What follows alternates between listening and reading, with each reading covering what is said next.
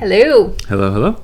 Welcome back to the Laurent Collective podcast. We are happy to be with you guys today. It is, the day that we're recording this right now, it's raining outside, so we've both got our warm cups of tea and are ready to dive into a difficult topic. If you're watching on YouTube, our faces are like, ugh. But we have... so many people we know have experienced this, we have experienced this, and we just thought, gosh, this is probably a topic we should talk about, since it keeps coming up and stuff. We have to have people come to us and said, how did you handle this? And so what that is it's the idea of like when you don't have closure on something. And what we mean is, like, I think us as people, we just would like to have everything wrapped up in a bow, right? Doesn't have to be a pretty bow necessarily, but know that like that's done, moving on kind of thing. And so it is navigating life without closure. It's unfinished business, if you will, those kinds of things. And it is really hard when there's not that nice bow tied around it. When there's, even if it wasn't like the greatest of endings, there's still something about kind of having a final closure that feels good. Not good, but maybe... I don't know what's the right words. Helps you go into the next season. Yeah, I was going to say, I think having closure on things helps you put that behind you and step into the new, and step into the next phase or whatever it is. But yeah, I think it helps you put kind of a marker moment and say, that's done. Now I can move on to the next thing. Mm-hmm. So, and we get that often in life. We do get that. And so when we have had that, and then there's something that comes up that doesn't have that closure, it feels like, what do I do with this? The other thing that happens is it does keep cropping up because you're still desiring that closure in that. And so we're not going to go into specifics because some of the stuff that we're talking about, almost all of it involves other people and or other situations. Yeah, or other situations or things we've seen from that kind of thing, or like it was us and someone else and like we both have things to own in it. And so that's why we're not going to go very specific into our stories with this, but we'll enough that you guys are going to probably... I think it's actually better when we don't go into specifics because you may... you may be going through something that's semi-similar, but if you heard us be very specific, you may say, oh, never mind, that's not what I'm doing. I can't relate to that. And so that's where we're going a little bit broader here with this. Yeah. And I think probably the most apt example would be like with people, with relationships. This is probably where this most commonly comes up, is because you want to have some kind of closure with somebody. There's things left unsaid. There's... again, it doesn't mean those things have to be perfectly said, but maybe there's things left unsaid, that kind of stuff, and you're just really desiring that. And we have been in situations where 100% that has happened. The relationship has ended for various reasons, or it could be like work involved or those kinds of things. Frankly, it could be church involved. It can be personal. It can be friendships. I mean, name a relationship. It could, family member, all of that. And this happens often, right? I was talking to a friend recently who has like set some really hard boundaries with a family member recently, and she said, like, I said all these things of like, this is my kind of my closure and why I'm setting these boundaries, but I realized that like I actually want them to say some things back and they haven't, and that is the hardest part. And that is what is the hardest part, because relationships are two ways. And so even when it comes to a difficult point, even if it is time to move on from that relationship, that job, whatever it may be, that church, whatever it can be, especially when there's hurt involved, which often in relationships we've hurt each other. Yeah, definitely. And that kind of thing. And so it's wanting to have closure. And I feel like I think this was probably always a thing, but I feel like unfortunately what we're shown in like movies and TV shows and stuff is kind of that, like, not always. I don't know about you guys, but I personally don't love when there's this loose hanging thread and the show ends or the movie ends or something like, but wait, like Good Will Hunting, one of my favorite movies of all time. But you don't get to see what happens. He goes to get the girl. Sorry, I've just spoilered that if you haven't seen that before. But you don't know what happens. Yeah. And so I think also I want to say it's not always a negative thing. No. Like closure, like trying to find closure in things is not always a negative thing, especially in relationships. Like Good Will Hunting is a perfect example. Like finding closure in that movie, like you want to know, but like that's a positive thing. You wanting to know like how things work out and all that kind of stuff. So I think I don't want it to always feel like, what we're talking about always, these are negative experiences. Actually, there's like good things and positive things that happen that there just needs, sometimes there isn't an ability to find closure in that, but sometimes we desire that. So yeah. I think the thing is, those are kind of like, there's nothing more that if I put a book down that Pat will hear me go, what's wrong? I'm like, I don't know what happened to them at the end.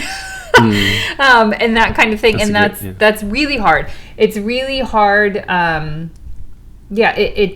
It's really hard if you feel in particular, and none of us are perfect in this, but if you feel in particular like you have tried to present closure to somebody, whether that is like, I apologize for these things I've done, that kind of thing, and there's no response. Because again, we hope that there's a response, right? That it's a two-way thing. Like, this is how it is in our marriage. Like when we run into something that is hurtful to one another, that is, we're arguing about or something like that, like, it's a two-way thing. We usually, always, there's always both of us own something in it, right? Yeah. And so it's talking back and forth and finding that, and and that may be in the relationship that you're thinking through or that you have been in, and stuff like that. The result may be this is it, this is done, this is an ending thing, or it may be let's find a solution moving forward. But when there's none of the two-way thing and it's a one-sided thing and there's nothing from the other side, that is so hard. It's the things that run over through in your head of like, well, what would their response be? Like, what does that look like? That kind of thing. And I think, it's hard to let go of that. Yeah, I would say too, like, I think when you have this, when you've kind of put yourself forward in some sort of situation with a relationship or whatever it is, and there isn't any closure from your side, from the other side, or like, you feel like you've said the things that you need to say and all that kind of stuff.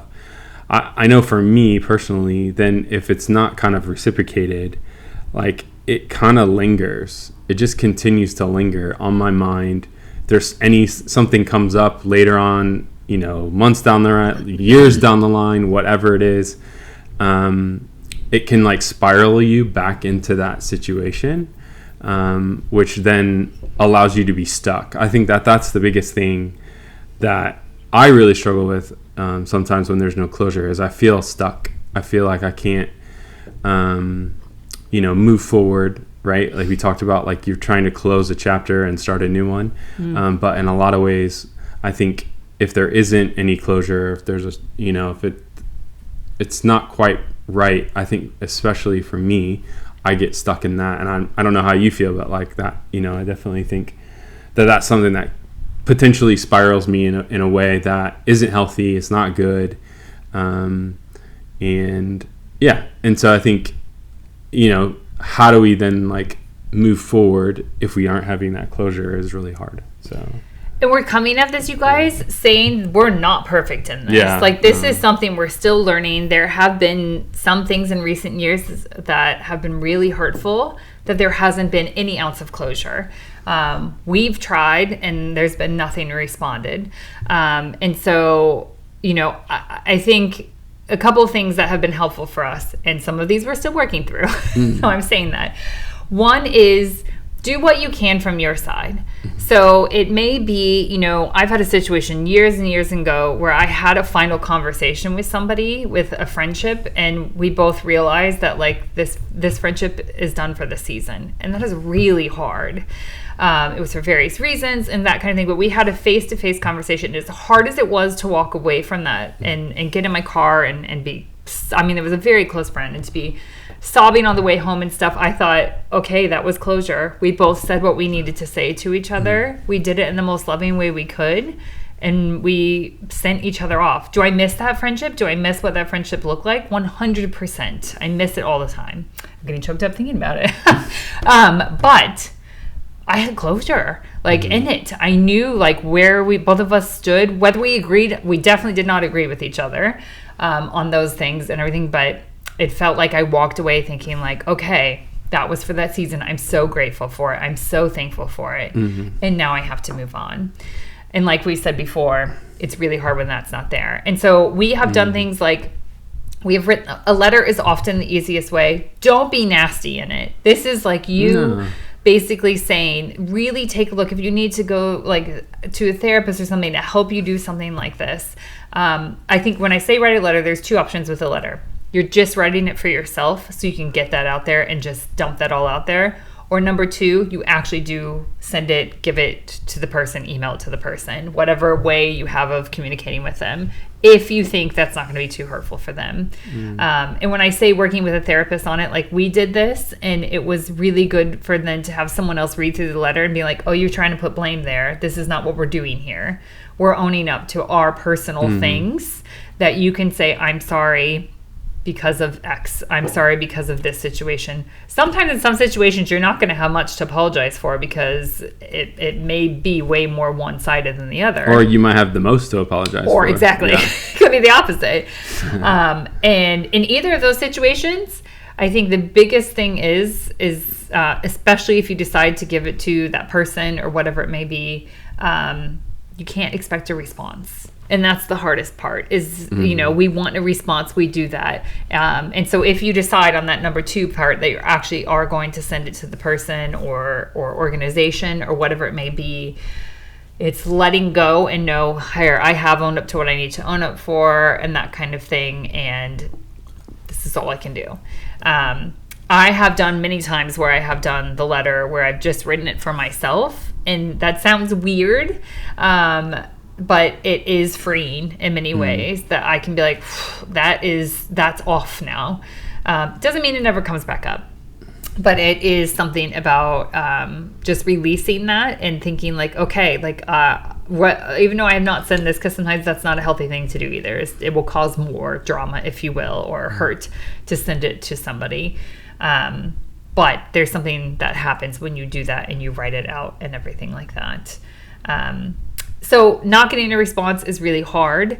I think I realized it was hard in a situation we've had like in the past, again, more recently, in the past like 10 years or so. And it was hard not to get a response. We spent a lot of time writing a letter and really thinking through it and really having someone walk us through the different parts we needed to own and we needed to apologize for. And then really wishing these people well too, like not being like, well, good luck to you. Not like that. And that kind of thing. And we didn't get a response and we still haven't had a response. And I didn't realize until I was listening to a podcast that was similar to something we've experienced. And they had like, I don't know, it was like 5 years later, some people had responded to them finally and apologized. And I started crying and realized, oh, I still want that. So when we say like we're kind of releasing, it doesn't mean that you still don't have it somewhere in you. That you are like, oh, like I would like to hear like the things they could own up to as well. It still is slightly in there, so I don't want to have the false expectation of like you write these letters, whichever you do, keep it for yourself, right? And then it's fine and it goes away. Yeah, it's magic. Sure. It's not magic. I think doing those letters, doing that process within yourself, and owning the things that you need to own up to, really helps kind of. If you're not going to get closure from one side, it helps push the process within yourself forward to closure, if that makes any sense. Again, we're saying we've done some of that stuff. We have walked through that process and we haven't heard back, but yet at the same time, it doesn't necessarily fully go away in some ways. And so I think, I guess, like Maya's saying, we want to be a little bit realistic as far as like some of that stuff is still live and active, even it's for us magic, currently. It doesn't go away in some ways. Because some wounds, right, from different relationships are very deep, like really deep. And so that's why when I said, like, even with the letter thing, like, it's really wise if you have a trusted therapist to, like, walk through with that. And I know you may have different feelings about therapy. We can't recommend it enough. We wouldn't have gotten through some different seasons without that and be able to even talk about this, frankly. And so the letters are an option.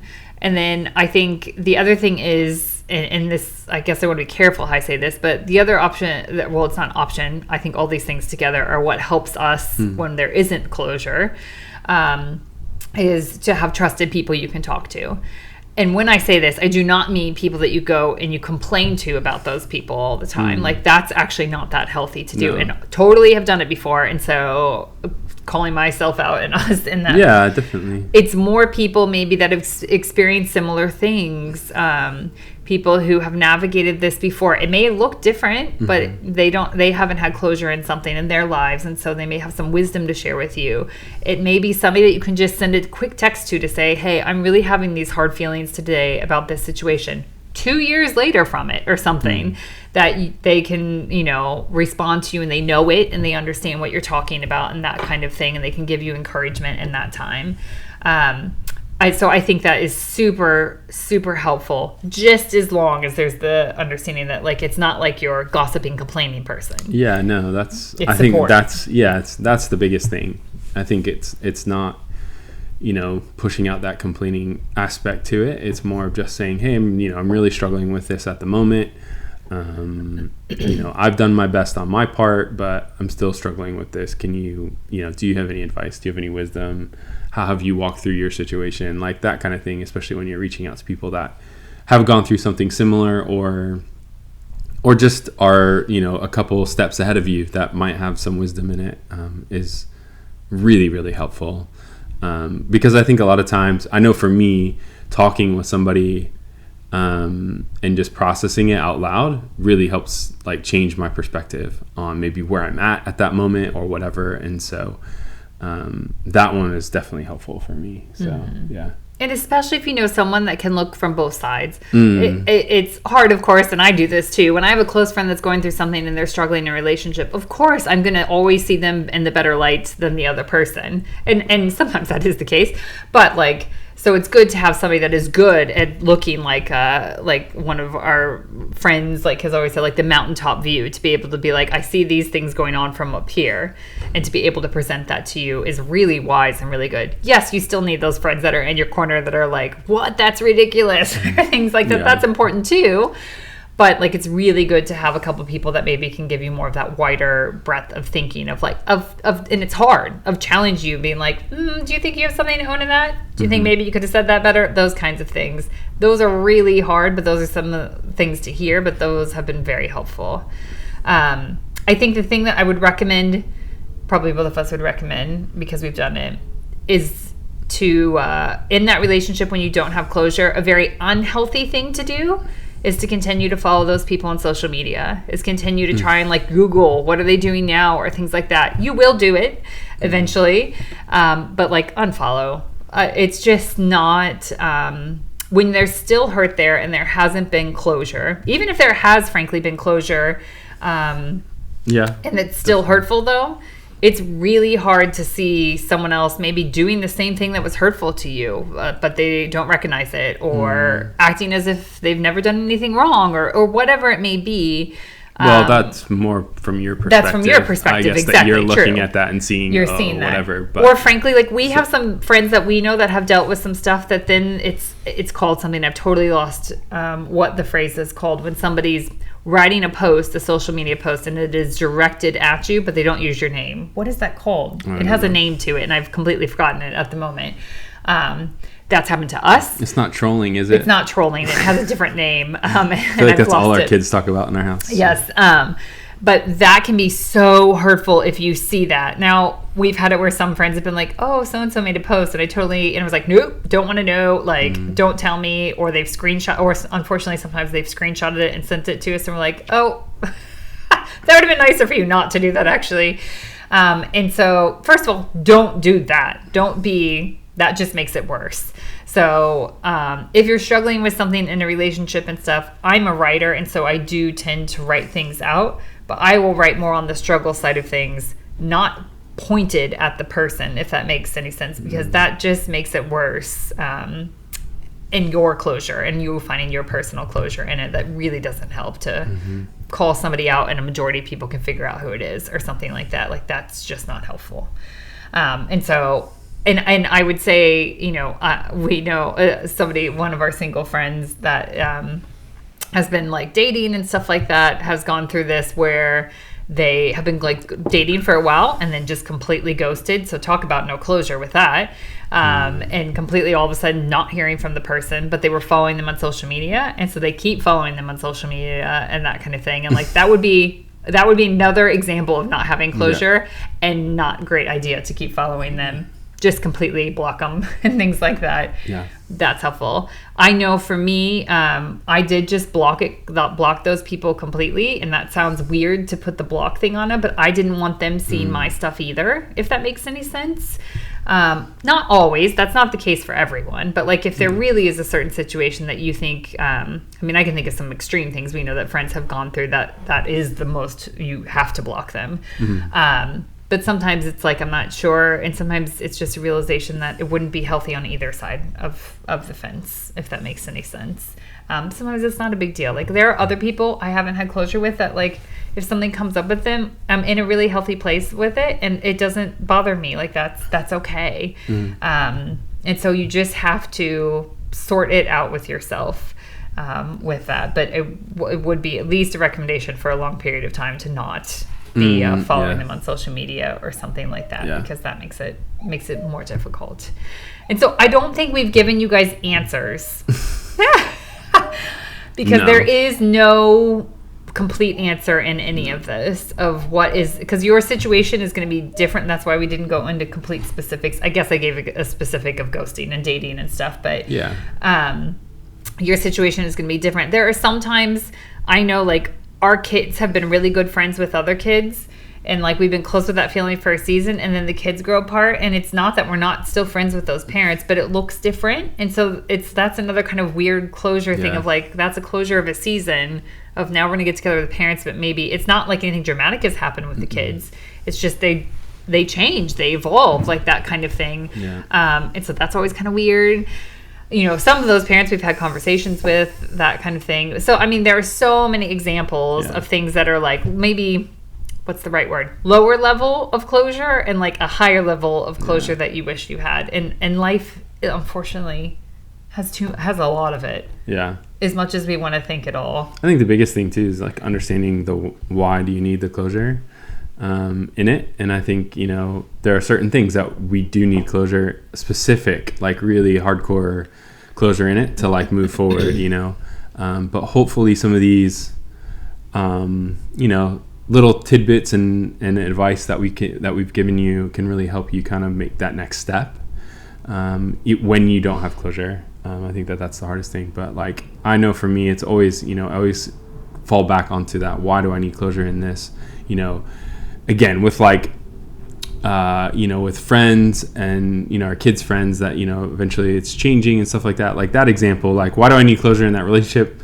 I don't know if I need closure in that relationship. It's just right now in this season, we're just not hanging out with them as much, you know, so it might not be anything that anyone's done, you know, that kind of thing. So it's just understanding that, I think, is super helpful. And I think there are some closures too, like, I mean, that the person has passed away or that kind of thing, or you don't have access to that person anymore. And I know a friend went through some therapy where like the therapist like set an empty chair up at their meeting and basically was like, this is your chance to have closure with this person. And that sounds cheesy maybe, but like I could see how that would be really powerful. I've personally not had that yet, but like I could see how that would be very powerful, because then there's absolutely no expecting a return, right?